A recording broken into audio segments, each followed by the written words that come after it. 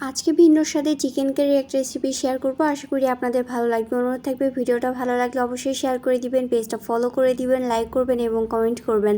আর যারা ইউটিউব থেকে আমাকে দেখছেন তারা অবশ্যই আমার ইউটিউব চ্যানেলটা সাবস্ক্রাইব করে দিবেন এবং পাশে থাকা বেল বাটনটা অন করে রাখবেন। সো প্রথমে আমি একটা ফ্রাই প্যানে পরিমাণ মতো তেল দিয়ে এখানে ফোড়নের জন্য পেঁয়াজ, তারপর হচ্ছে কালো এলাচ, দারচিনি এবং হচ্ছে সাদা এলাচ দিয়ে দিলাম। তারপর নাড়াচাড়া করে ধুয়ে পরিষ্কার করে রাখা এখানে চিকেন দিয়ে দিলাম। দেওয়ার পর 2-4 মিনিট নাড়াচাড়া করে এখানে দিয়ে দিলাম হচ্ছে 2টা কেটে রাখা আলু, তার সাথে 3টা কাঁচা লঙ্কা আমি দিয়েছি। এই পর্যায়ে চিকেনটা 5 মিনিট আমি ভেজে নেব। বেশি ভাজা যাবে না, বেশি ভাজলে কিন্তু চিকেনের ভিতর মশলা ঢুকবে না। যখন দেখবেন চিকেনের কালারটা একটু চেঞ্জ হয়ে গেছে তখন এখানে অ্যাড করে দিচ্ছি পেঁয়াজ বাটা, আদা বাটা এবং রসুন বাটা।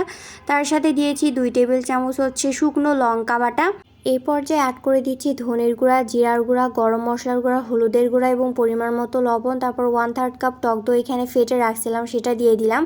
এ পর্যায়ে মশলার সাথে চিকেনটা খুব ভালোভাবে নেড়েচেড়ে মিশিয়ে নিতে হবে। মিশিয়ে নেওয়া হয়ে গেলে এ পর্যায়ে আমি এটা 5 মিনিট রান্না করে নিব। তারপর এখানে অ্যাড করে দিচ্ছি একটা তেজপাতা দেওয়ার কারণে চিকেনে কিন্তু খুব সুন্দর একটা হচ্ছে ফ্লেভার অ্যাড হবে। তারপর হালকা একটু নেড়েচেড়ে এটা আমি 10 মিনিটের জন্য ঢাকনা দিয়ে ঢেকে রান্না করে নিব। এই পর্যায়ে কিন্তু চিকেন থেকে অনেকটা পানি বের হবে এবং সেই পানি দিয়েই কিন্তু চিকেনটা সিদ্ধ হয়ে যাবে।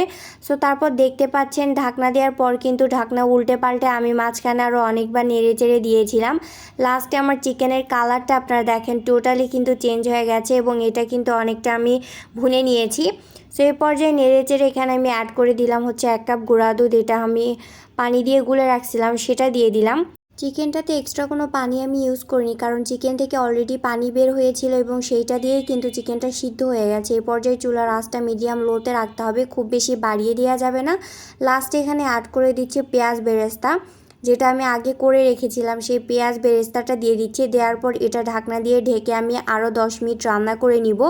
লাস্ট এখানে অ্যাড করে দিচ্ছি হলো কাঁচা লঙ্কা। এখানে 4 থেকে 5টা কাঁচা লঙ্কা আমি হচ্ছে ফালি করে দিয়ে দিলাম।